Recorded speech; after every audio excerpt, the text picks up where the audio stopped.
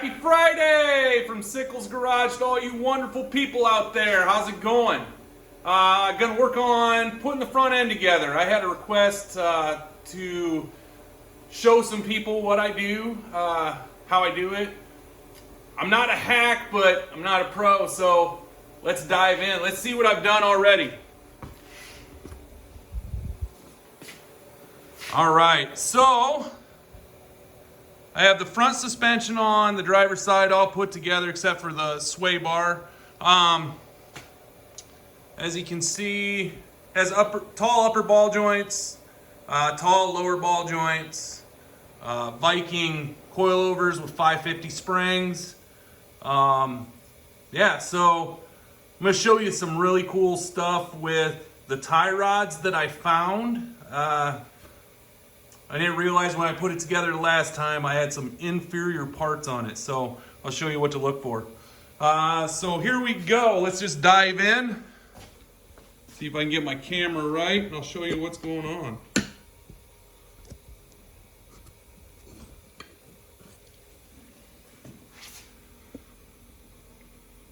So, get this big old Mount 2 out of the way. Let's see here. So here's the old tie rod that came out of it. It's kind of hard to see. Let me tip it up a little bit. Gain some distance here. So here's the old tie rod that came out of it. As you can see, it's not quite straight.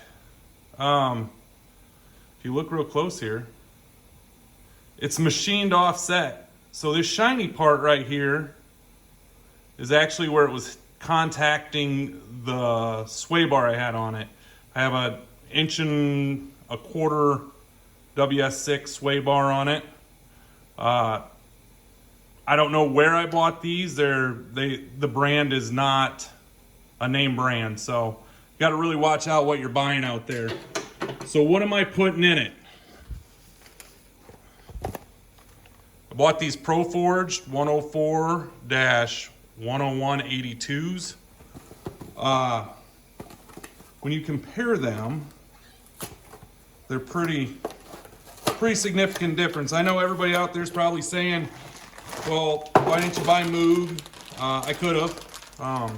Actually, Moog's cheaper than what Proforged is, but Proforged comes E-coated. So, see the difference? If you look, as I rotate this, it's bent. So it throws everything off. This one, nice clean machine work.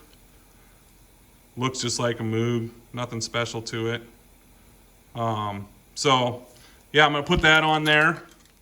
That was a pretty neat find. Wasn't too impressed with it at all. The other thing I'm doing here,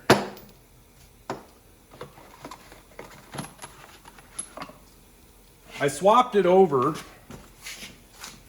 to a longer stud and went up to 1/2 inch. Everything in the rear is 1/2 inch, so I decided to get rid of this 7/16 short stud.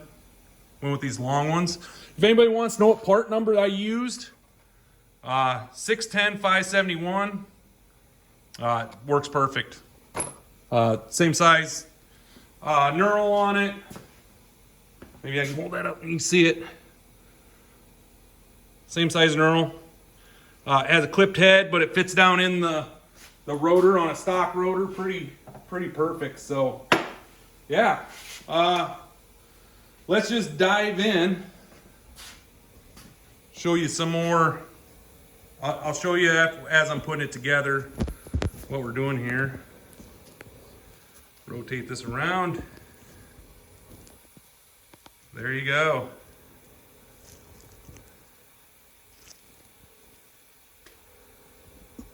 That should give you a pretty decent view. All right, let's dive in.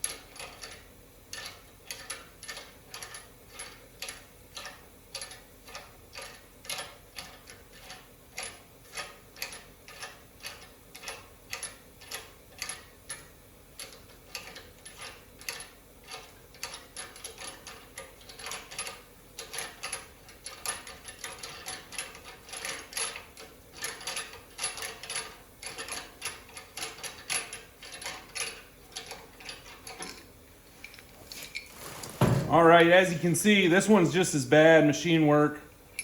When I put it together, I don't even know, 7 years ago, something like that. Originally, I didn't realize it was that poor. As you can see, as this comes around, it's bent. It's machined offset. It was contacting the sway bar right there also. So yeah, watch those parts when you're installing them. Just make sure that they're what you're needing and they actually fit good. Another thing that was really interesting on this, I don't know if you can see it, but the threads, when I unscrewed it, the thread just came with it. So pretty crappy part. I imagine they were pretty cheap. I'm a cheap guy, so I probably bought the cheapest thing I could find at the time. So, yep. Anyway, let's keep moving.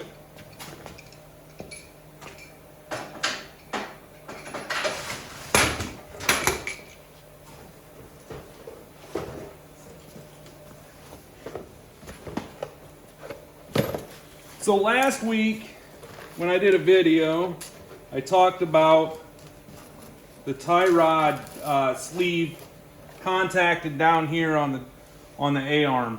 Well, come to find out, with the bend that's in those, the regular sleeves would probably work just fine. I went with these Hotchkiss ones. They're all steel, which for me was a must. It's a street-driven car. I don't need like a bunch of aluminum parts to lighten it up. I'd rather have durability. 1601s. So if you're looking for something like this, pretty neat setup. They have a little H on them for Hotchkiss, but a couple nuts on the sides, just jam nuts. And like I said, they're steel, so you don't have to worry about all the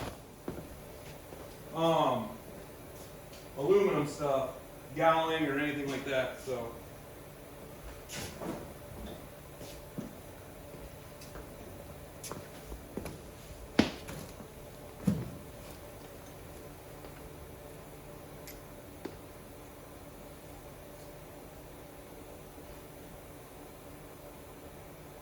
Throw some anti-seize on here just so later on we don't have issues.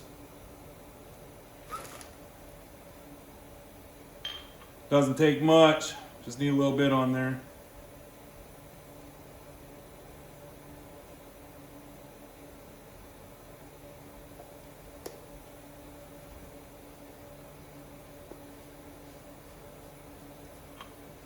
All right, these nuts, there's a left and a right. That way you can adjust on car. Gotta figure out which one's which.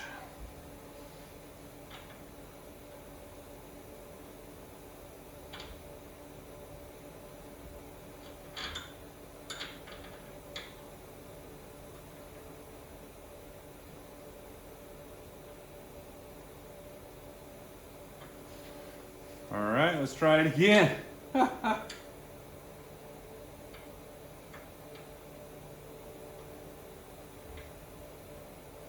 There we go.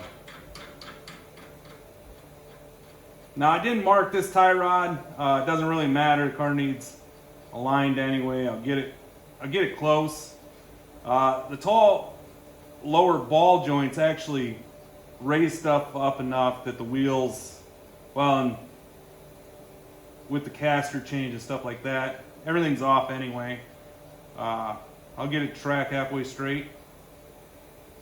Once there's weight on the car, using the good old tried and true tape measure method.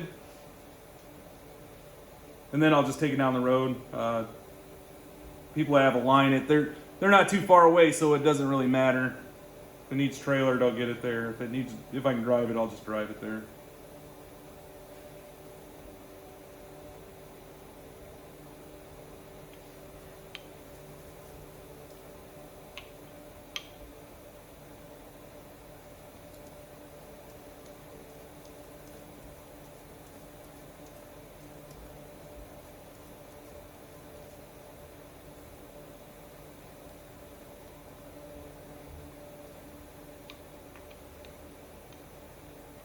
As everybody knows, I already have this stuff all over me.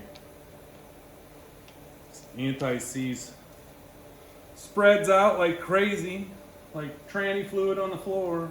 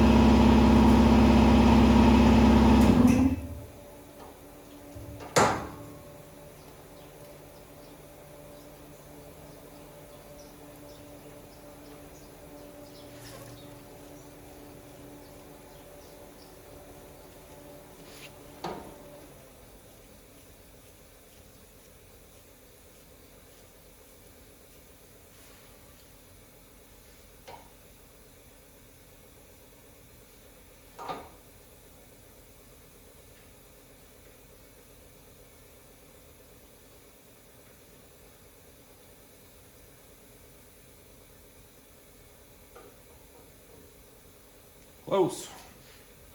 Let's see. All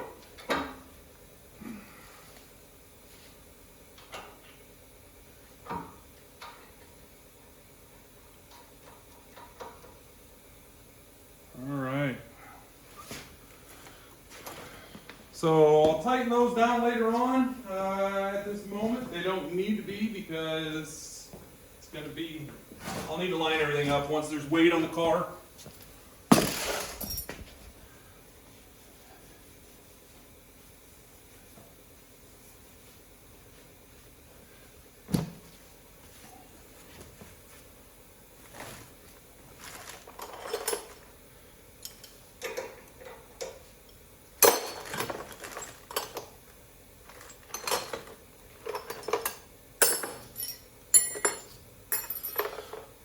So, pull the upper A-arm off here. I recommend, if you don't have one of these, get it. Little 12 bolter. Doesn't have to take out big bolts, but man, it makes taking out little bolts a whole lot faster.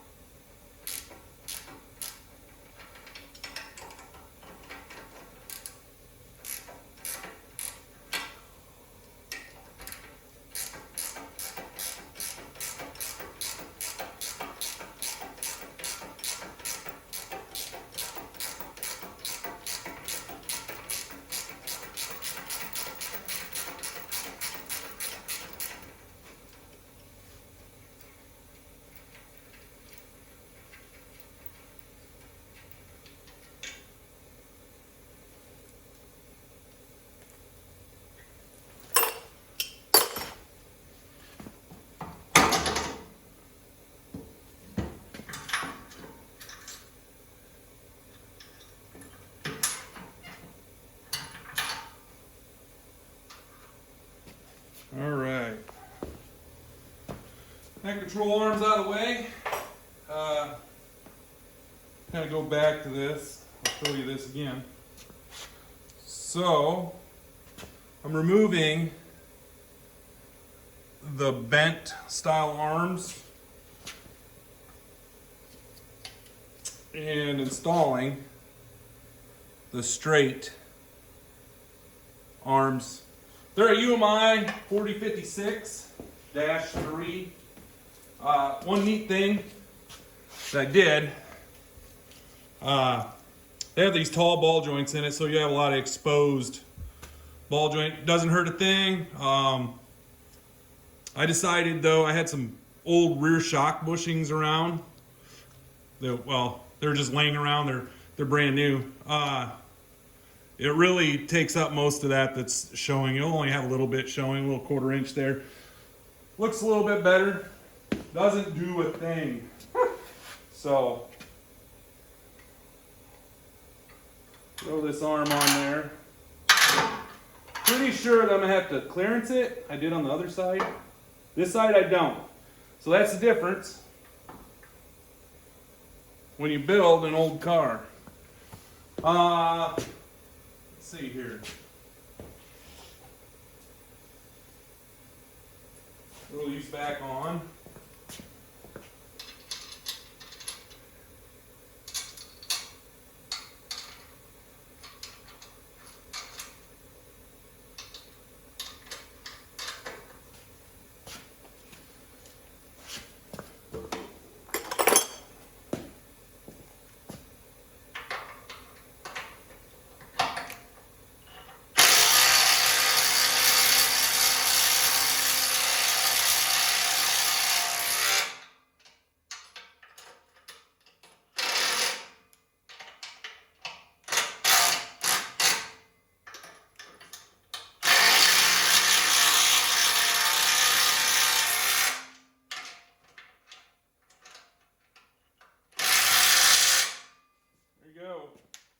Quick and done. So these won't get adjusted until I do the alignment either. Get weight on it, take a look, see what it looks like. All right. Let's see here. Get this thrown up on there. Actually, I guess I can't yet.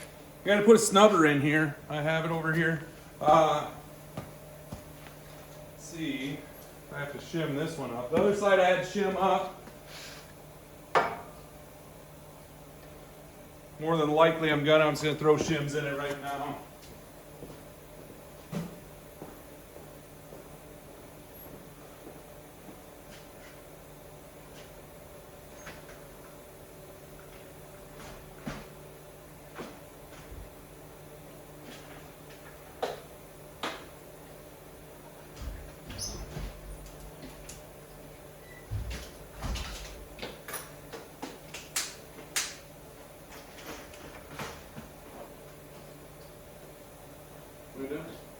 I'm working on my car, taking video. Yeah. Is it on right now? Stop.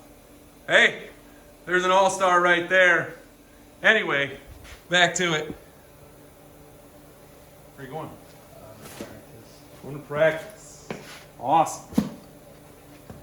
Charlie asked me to spend the night too. Okay. Just so Just so I know. All right. I already told Mom. Okay. Love you. Love you too. I'm on the camera right now. You want to say hi too? Warren already did. No. Ah.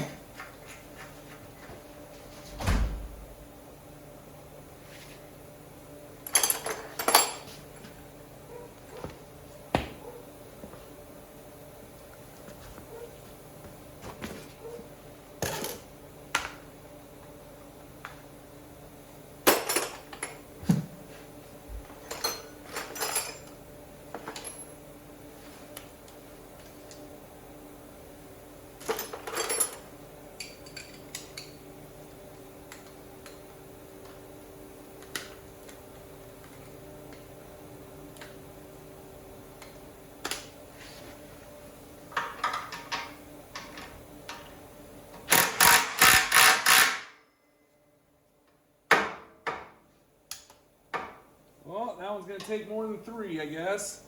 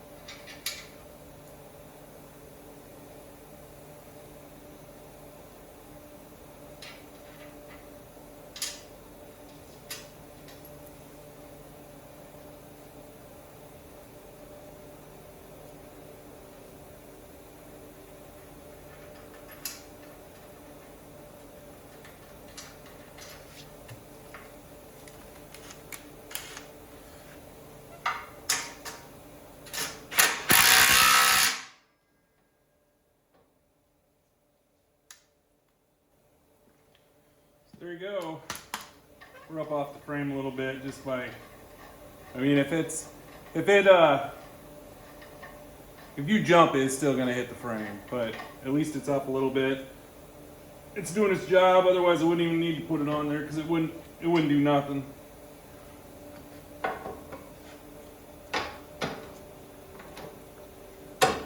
As you can see, that with that little washer, that shock bushing on there, takes up some of that, looks a little bit better. Some guys slide hose over it or whatever. I had those laying around, so that's what I used.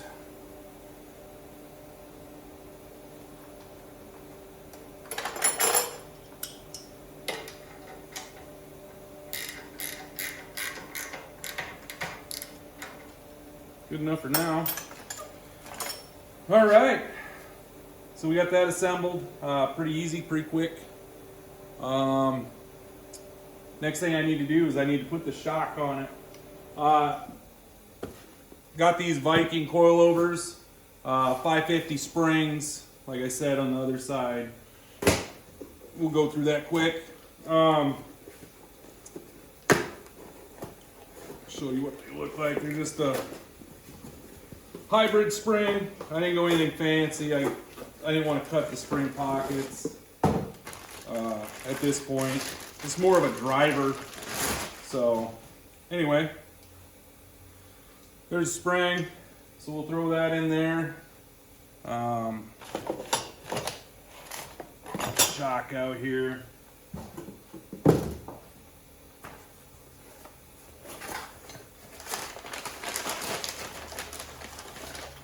There's coilover. Vikings are nice. They're double adjustable, rebound and compression. Full aluminum body. The one real cool trim piece that I got for mine, no cost. I mean, when I got them from UMI, is I went with these solid spherical bearings on the bottom, and these are 1-inch ones, so it makes the bushing stack a little easier. That goes into these lower control arms. pretty cool setup. Let me go put this together and I'll be back.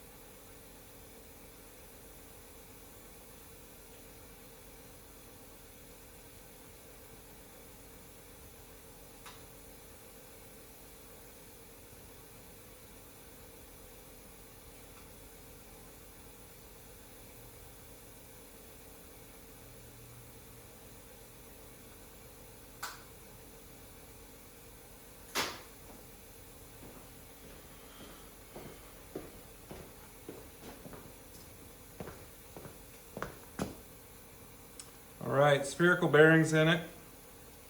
Instead of using rubber bushings, I went that route. It hopefully doesn't ride rough, but I don't drive it every day, so it doesn't really matter. All right.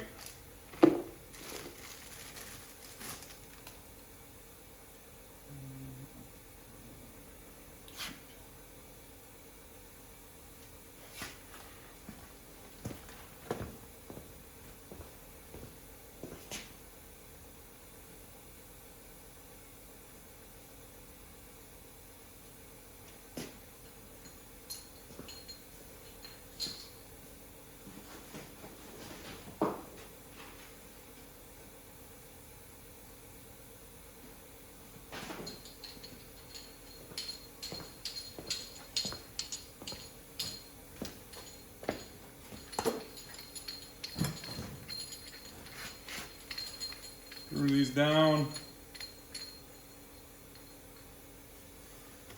Let me screw that one all the way to the bottom. Screw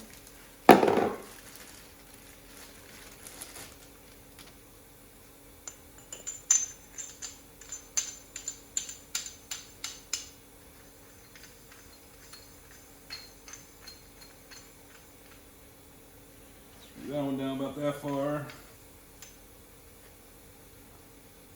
Gotta throw anti-seize on these, otherwise it will gal. I know there's a lot of guys out there talking about some dry lubricants and stuff like that they can put on here.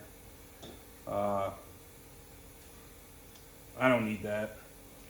Good old anti-seize works for me.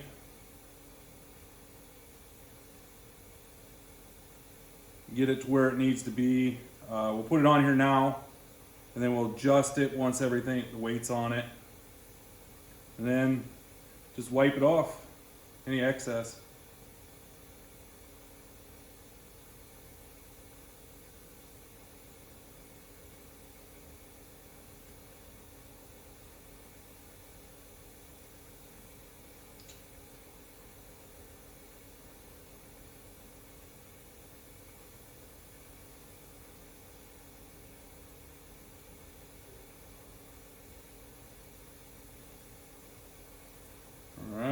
There you go.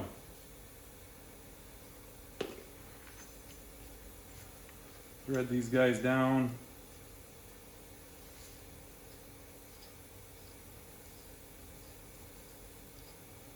Thread this guy up.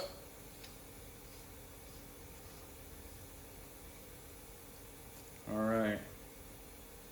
Should be about right. I'll measure it here in a second. Other side I set it at 7/8 just to get me started. We'll see if that's what it needs to be.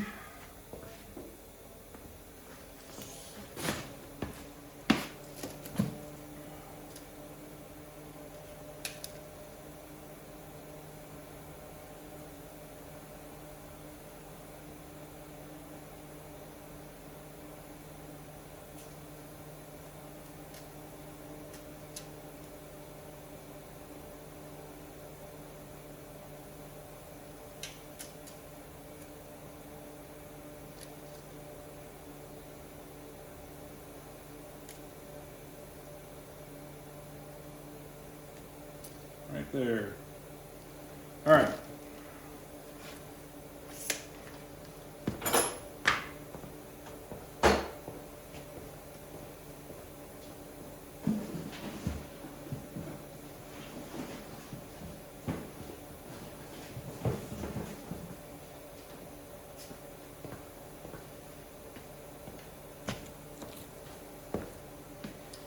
So, a couple different ways you can do this. You can put just the steel shim in there. It'll work fine. I opted to go with the Torlington bearing, just for ease of adjustment. So I just throw some of this red and tacky on there. There's probably better stuff out there. I know some people are using white lithium and stuff like that. This red and tacky stuff always has done me well, so that's what I use.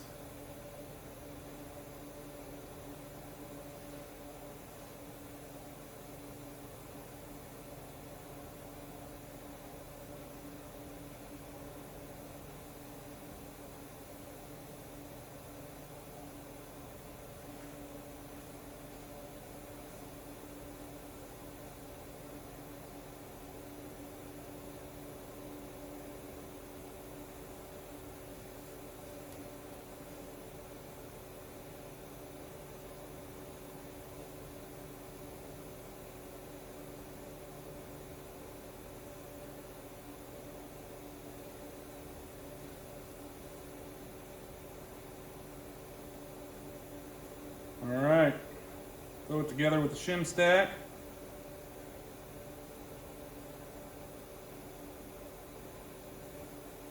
Try to make it not too messy. And then we just throw that right on our Viking coilover right there. That's what it looks like. Then you just take your spring, set it down on the coilover.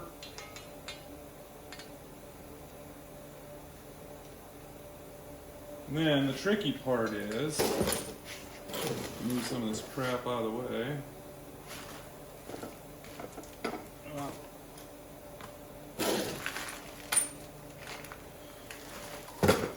Probably need the bushing kit here.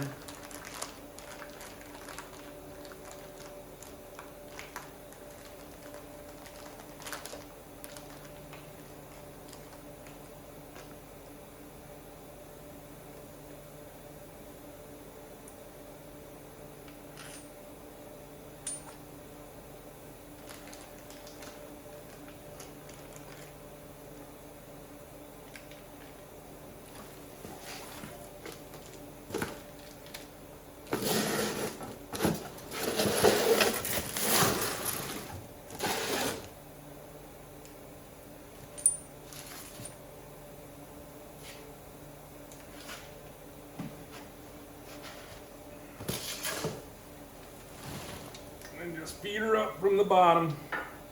That's the really cool thing about these control arms is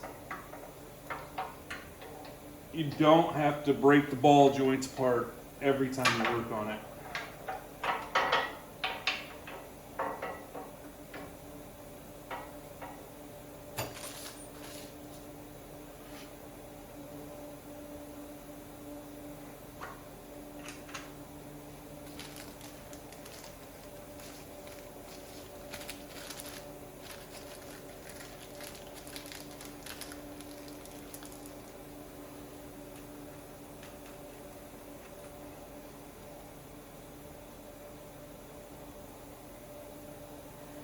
All right, there you go. It's kind of up in there. It's out of the way at least. One thing I did notice with these is you got to really watch where the spring falls in the spring pocket. You don't set it in the right place, it binds and it's pretty difficult to get moved around. Look for my flashlight here. Maybe I threw it over here somewhere. I'm a little disorganized today.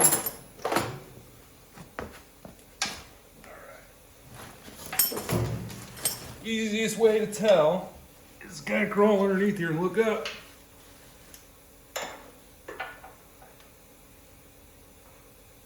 All right. Looks like it's in the right place.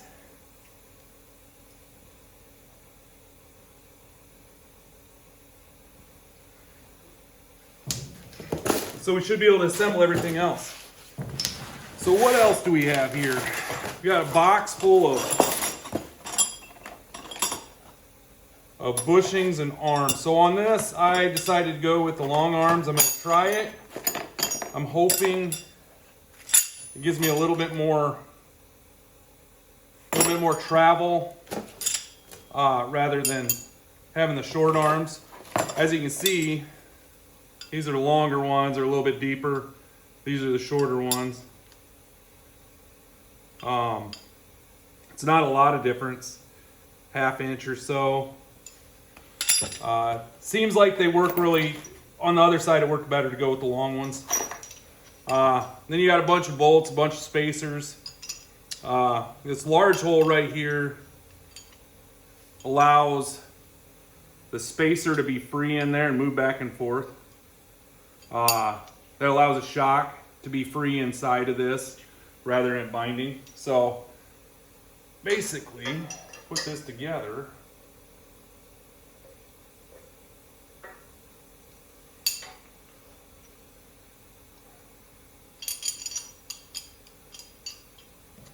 You throw this through here.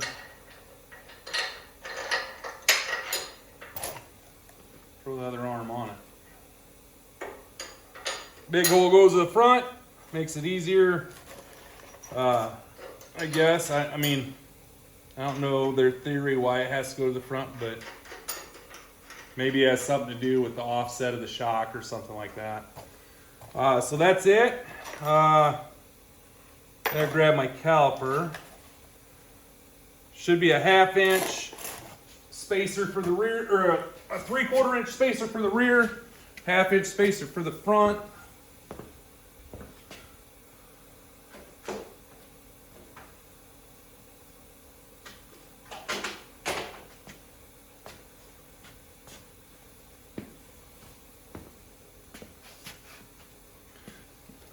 Maybe I'll move the camera so you can see this a little bit better.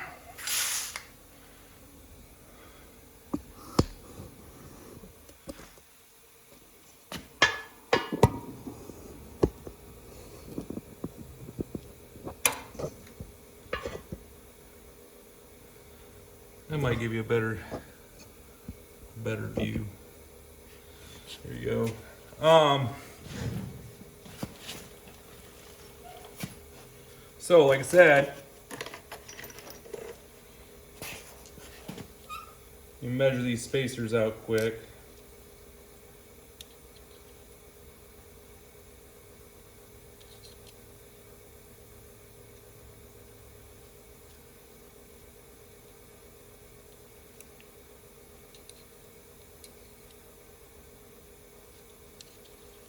Yeah, so, like I said before, you take these spacers,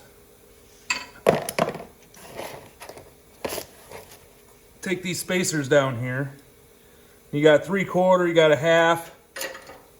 Kind of goes up in place here. This thing fought me last time too. Let's see. Down here a little closer.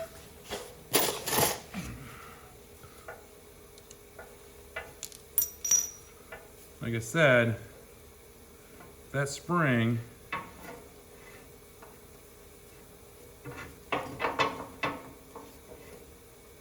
isn't in the perfect place, it makes things super difficult. All right.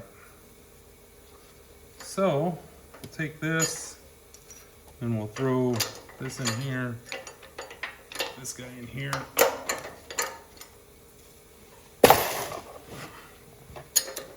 Half inch on the front, and then this all goes into this guy. Actually, it's probably easier. This back into this guy. As you can see, that's why that spacer's like that. You can just slide that in there and it just free floats around. It's kind of cool. You just throw a nut on there, no washer.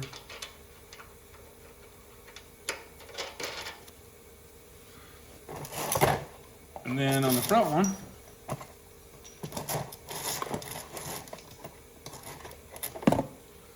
you just take this guy. This is a neat, like I said, this is a neat setup. Put your spacer in there.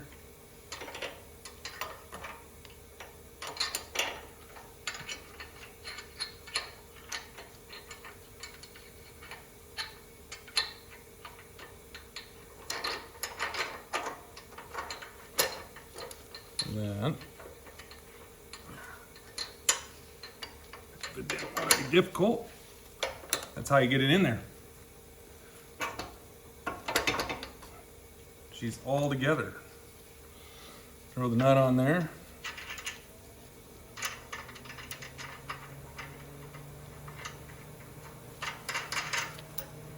And there you go. All in place, pretty easy. Doesn't take much time.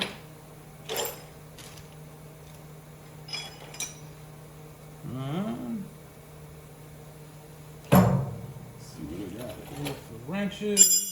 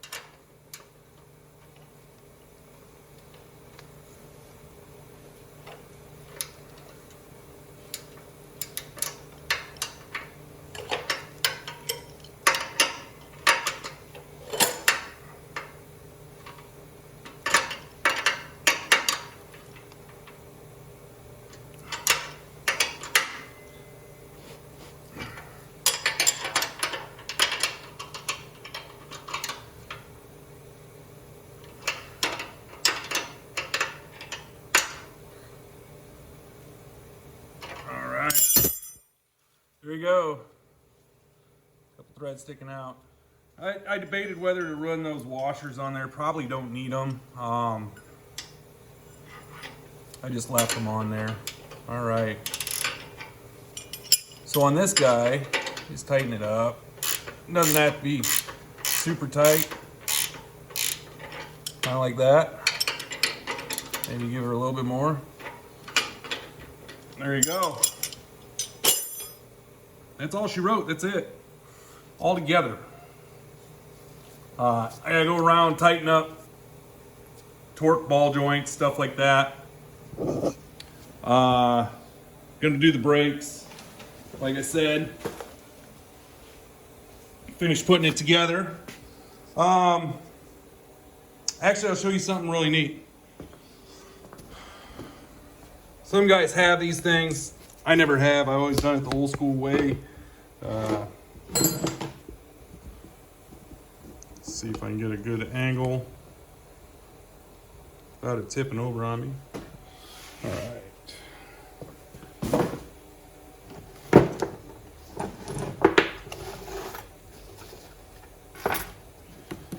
So,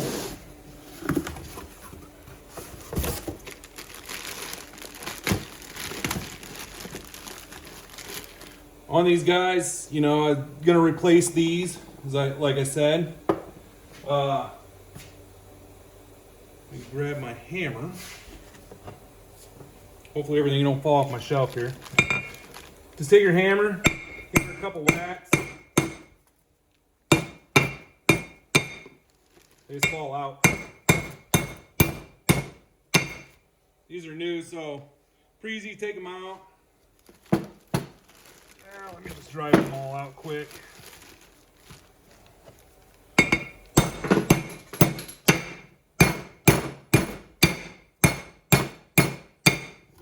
Yep, there you go. And then you gotta put them back in. So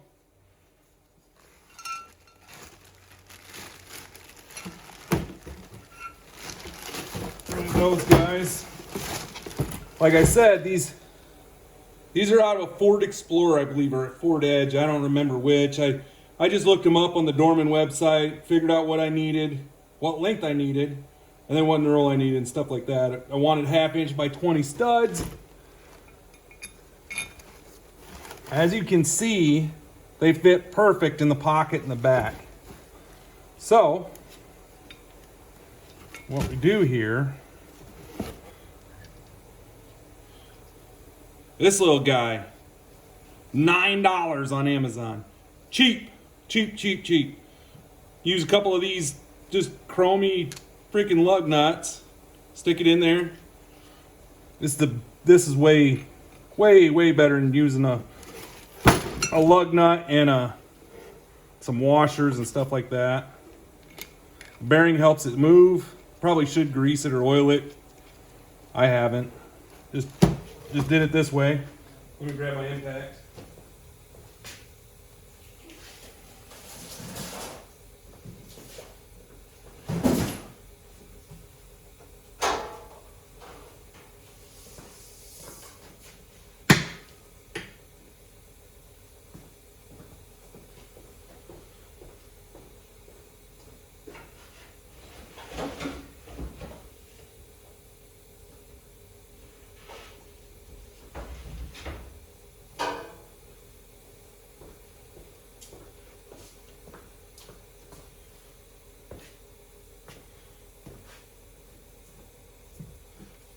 All right, so I'm gonna put my good old safety googles on.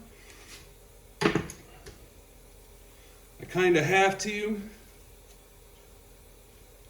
I gotta practice what I preach every day. All right, so get it started.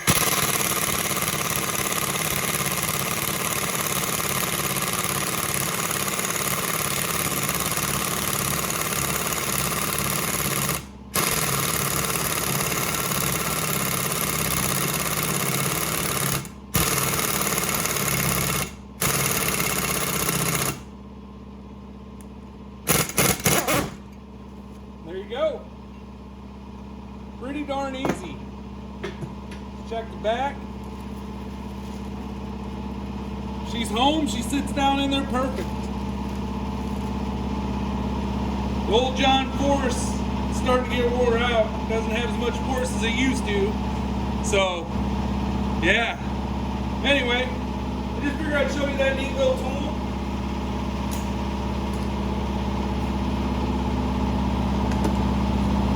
Get my camera up here.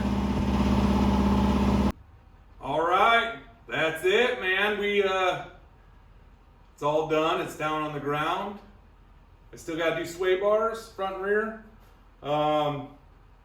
That's pretty much it for this week.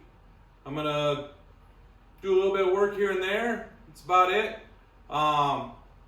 Yeah, have a great weekend. Glad you guys came and watched. Subscribe, like, do it all. I'm just doing this just for the fun of it. Maybe I can teach somebody something along the way. Thanks. Have a great weekend.